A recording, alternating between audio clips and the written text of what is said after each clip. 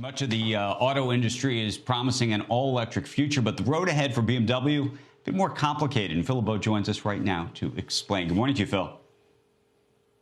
Good morning, Andrew. This morning in Munich, Germany, BMW is laying out its roadmap to actually get on the road when it comes to electric vehicles. Here's what the company is pledging because they really have not been in the game when it comes to electric vehicles.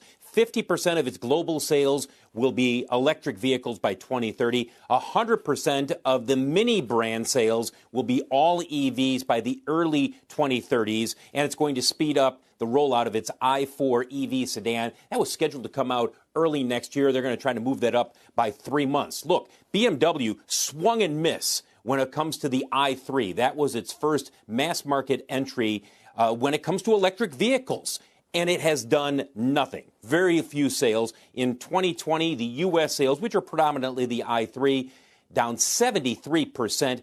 They are just 2.6% of the global EV market. That's what BMW has. To put that in some perspective, it is 8 times smaller than the global market leader, Tesla.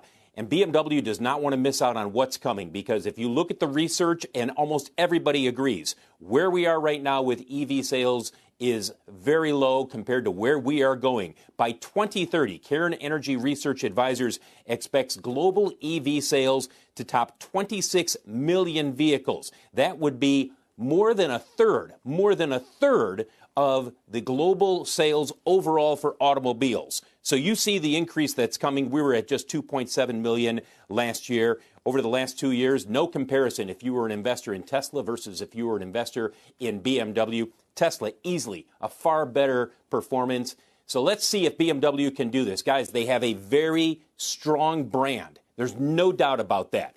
And they have a loyal customer base. But that customer base is looking around and saying, where are the EVs?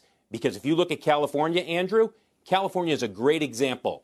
The 3 Series used to be the top-selling entry-level luxury sedan, if you will, or entry-level coupe. No longer. It is now the Model 3.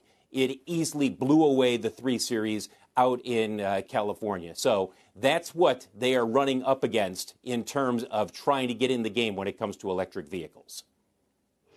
Phil, I have a question that I don't know if it's going to make sense or not, but what is the margin, relative margin today versus expected relative margin 10 years from now on EVs compared to traditional vehicles?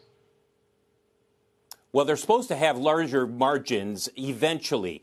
Remember, you've got a lot of capital expenditures that are going into not only the production, but ramping up in terms of the battery expenditures. So those margins are very tight right now.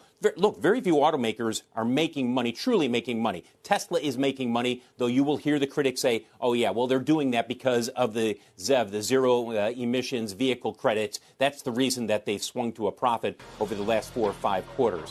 But eventually, you will see those EV margins as great as what you see for the internal combustion engine vehicles. At least that's the expectation within the industry. Shepard Smith here. Thanks for watching CNBC on YouTube.